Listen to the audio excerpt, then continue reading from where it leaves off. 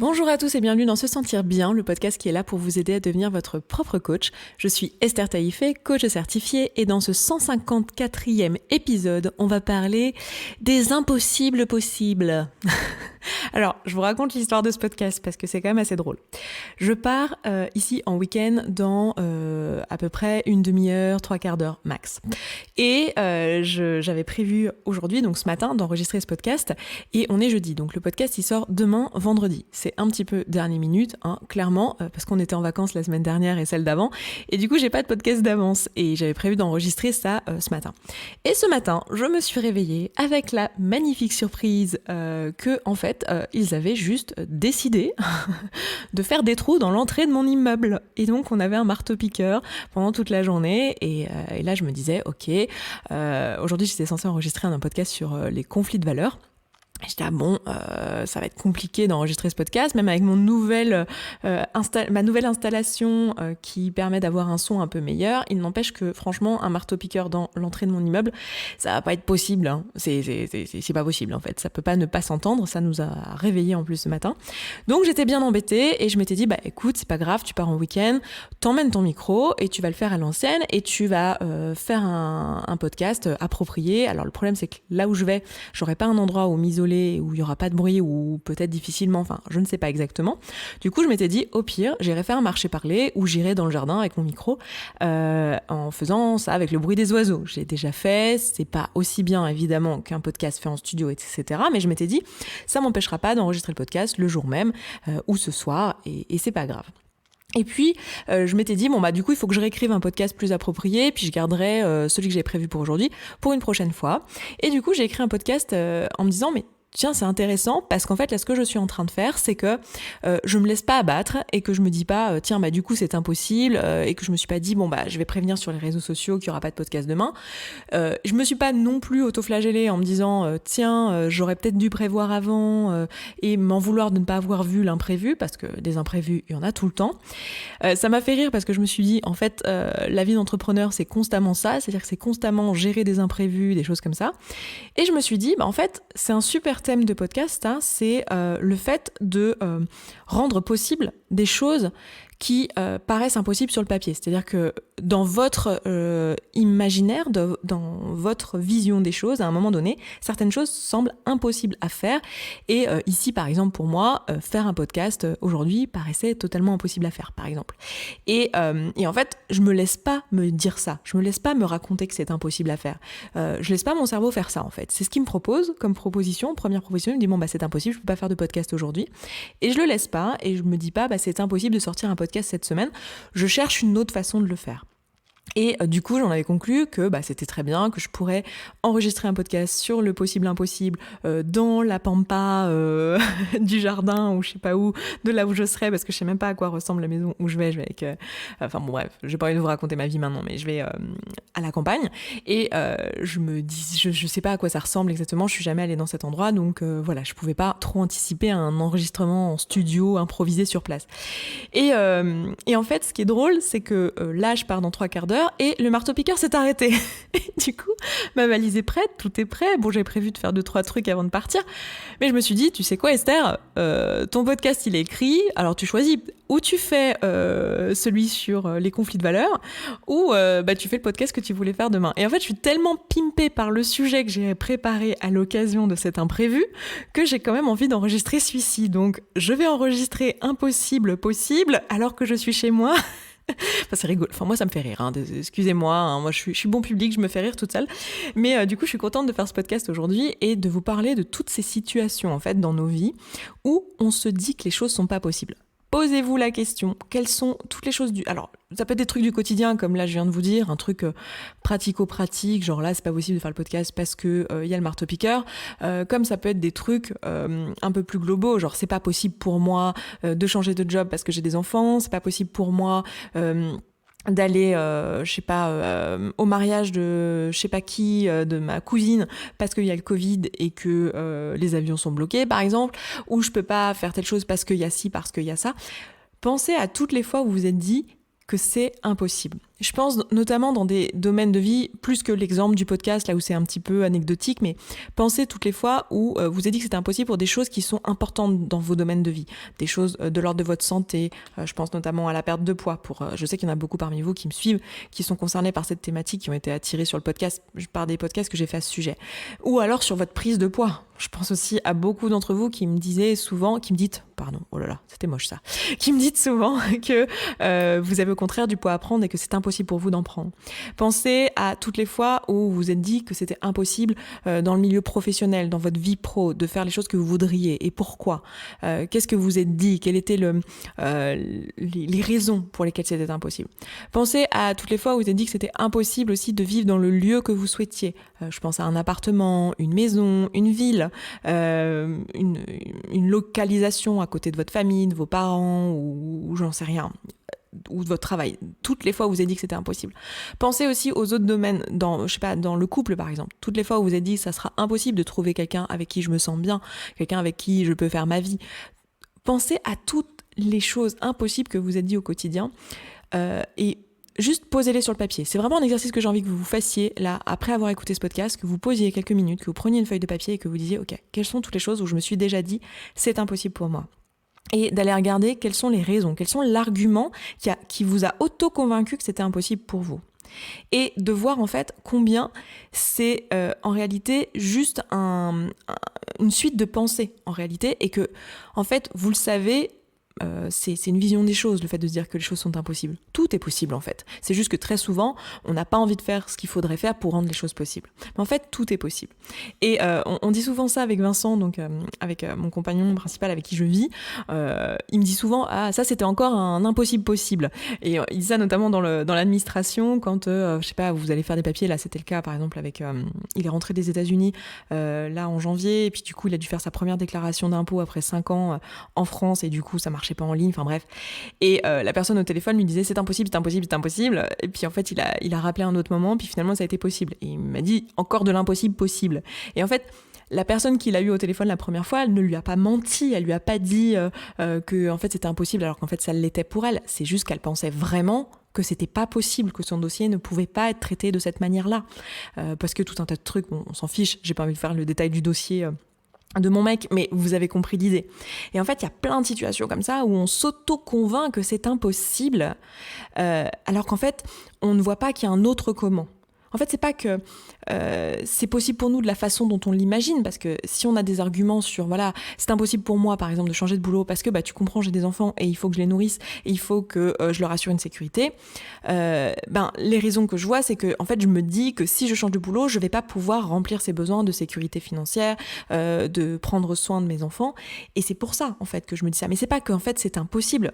C'est juste que c'est impossible de la manière dont je l'ai imaginé. C'est-à-dire que je me suis dit que pour changer de carrière, il allait falloir que je quitte mon job, que pendant un moment je mange des pâtes et qu'ensuite que je me reconvertisse, que je rame un peu pendant 2-3 ans à lancer une entreprise par exemple, que ça rame, que je perde de l'argent, que j'aille dormir sur le canapé d'une copine ou dans ma chambre d'ado chez mes parents, le temps que ça fonctionne et qu'après ça marcherait. Et donc comme je vois que ce comment comme façon de faire cet objectif, eh bien je le pense impossible, parce que je me dis en fait je ne veux pas ça pour mes enfants par exemple, ou je me vois pas mettre en danger financièrement mes enfants, leur sécurité, l'école et tout ça. Donc, je vais vraiment vous inviter pour la liste de situations où vous êtes déjà dit, voilà, c'est impossible pour moi, où vous dites ça. Alors, prenez des choses pour lesquelles c'est encore important pour vous, parce qu'il y a peut-être des choses dans le passé où vous vous êtes dit, c'est impossible pour moi, mais en fait, c'est plus important pour vous aujourd'hui. Mais des choses, voilà, actuellement, dans des domaines de vie où vous vous dites, voilà, c'est impossible pour moi de faire ça. Et posez-vous la question du comment. Pourquoi c'est impossible pour vous? Quels sont le comment que vous ne pouvez pas faire, en fait, le comment que vous voyez non accessible pour vous. Et posez-vous la question, est-ce qu'il existe, en fait, un autre comment?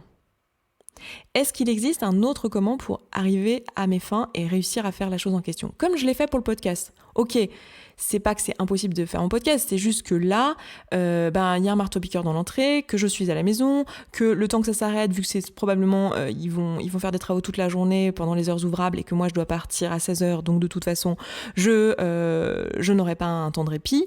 C'est impossible pour moi de faire le podcast dans mon studio, de la façon dont j'ai l'habitude de le faire. Mais en réalité, c'est pas impossible pour moi de trouver du temps pour enregistrer avec un micro, c'est pas impossible pour moi de le faire d'une autre manière, en fait. C'est juste que ça n'aura pas le rendu que je veux. Et voyez que dans la recherche d'un nouveau comment, il y a un truc important à voir, c'est que souvent on refuse de chercher un autre comment, parce qu'en fait, dans ce travail-là, il y a un deuil à faire. Il y a une façon de voir les choses à oublier et à changer. C'est-à-dire que là, il y a un deuil, par exemple, dans le podcast, je reprends cet exemple-là parce qu'il est simple, mais dans l'exemple, puis c'est comme ça que j'avais écrit le nouveau podcast du coup, donc c'est avec cet exemple-là que je l'ai écrit, ça me fait rire.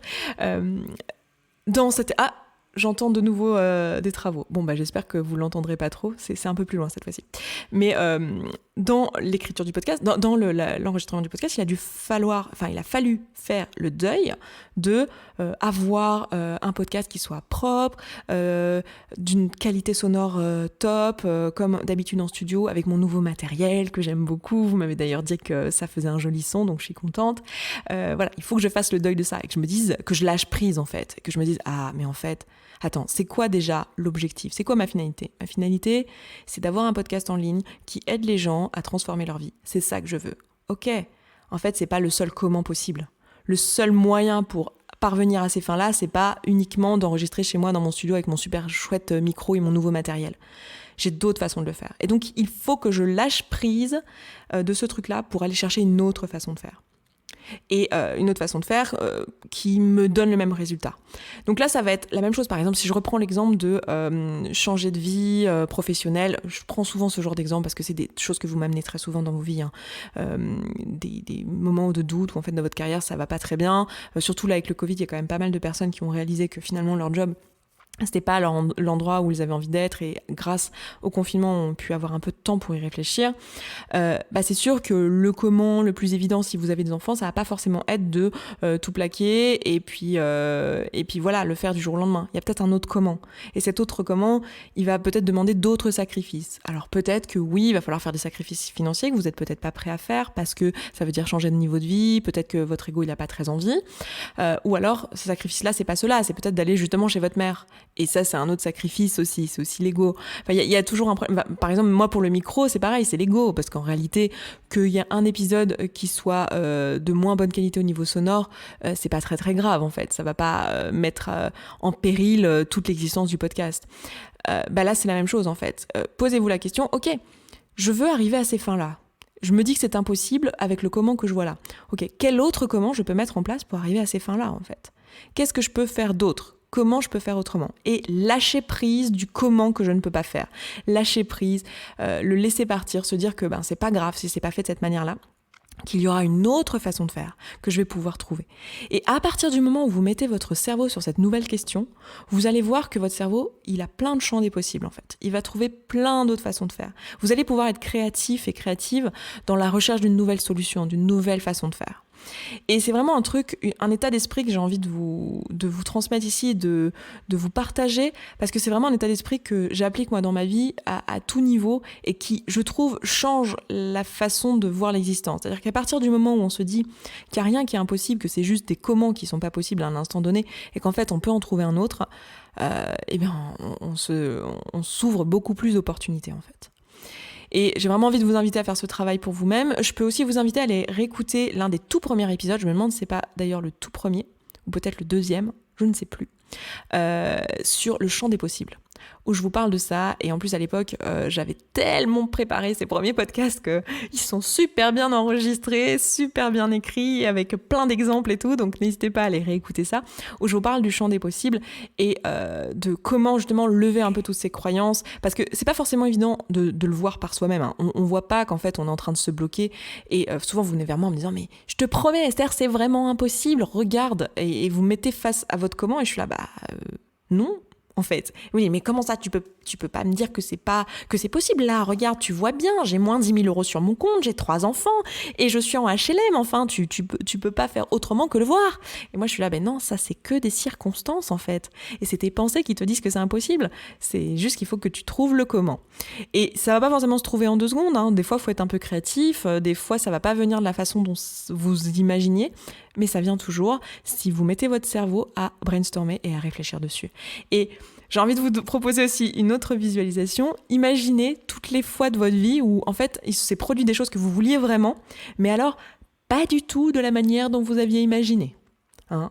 Des trucs où vous dites, oh là là, je pensais pas du tout que ça se ferait comme ça. Je sais pas, peut-être votre premier enfant, finalement ça s'est pas du tout fait comme vous vouliez, votre accouchement ça s'est pas fait comme vous vouliez, vous auriez pas du tout imaginé que c'était comme ça, ou votre achat de maison, en fait c'était pas du tout ce que vous aviez imaginé, ou la journée de votre mariage où finalement il y a eu des trucs qui sont pas passés comme prévu, et du coup c'était pas du tout ce que vous aviez imaginé, mais en fait, vous y êtes quand même, vous avez des enfants, vous vous êtes mariés, vous avez acheté votre maison, tout va bien en fait. Et de voir comment parfois, c'est un autre comment qui va se produire et qu'en fait, c'est pas une mauvaise chose. C'est juste qu'il y a un moment donné, il y a un deuil à faire et lâcher prise et laisser la vie nous faire des propositions, laisser notre cerveau nous faire des propositions et pas essayer de contrôler le comment et de se poser la question en fait de qu'est-ce qui est important pour nous. Et la plupart du temps, ce qui est important pour nous, c'est d'arriver à destination et d'avoir le résultat qu'on souhaite avoir dans notre vie. Donc voilà ce que je voulais vous dire aujourd'hui sur les impossibles possibles qui sont réellement possibles. À vous maintenant d'aller chercher dans votre vie tout ce que vous vous racontez qui est impossible, mais qui en fait est tout à fait possible, que ça soit dans l'administration ou que ça soit dans vos choix de vie de manière générale, et de vous rendre compte qu'en fait, parfois vous êtes juste à une pensée, à une décision, à une croyance de faire les choses qui sont importantes pour vous, et puis autorisez-vous à aller voir le champ des possibles. Et puis moi, je m'arrête là pour cet épisode, je vous embrasse, je vous souhaite un excellent week-end, une excellente fin de semaine, et je vous dis à vendredi prochain. Ciao, ciao. Merci beaucoup d'avoir écouté ce podcast jusqu'au bout, je suis vraiment contente qu'il vous ait plu. Si vous avez envie d'aller plus loin, d'appliquer tous les outils et que vous voyez que dans votre vie vous le faites pas en pratique et que vous auriez bien besoin d'un petit peu de soutien, eh bien sachez que vous pouvez rejoindre la communauté. La communauté, c'est l'ensemble des auditrices et auditeurs de ce podcast qui appliquent tous ces outils et qui s'entraident. Et moi dans cette communauté, je vous partage tous les jours un petit podcast de 5, 10, 15, 20 minutes maximum qui vous aide en fait en levant tous les doutes et toutes les difficultés que vous rencontrez au fur et à mesure et qui répond aussi à vos questions. Si vous avez envie de nous rejoindre, eh bien c'est sous forme d'abonnement. Je vous laisse aller voir ça se trouve sur sesentirbien.coach/communauté. Vous avez le lien dans la description de ce podcast. Je vous dis à tout de suite là-bas.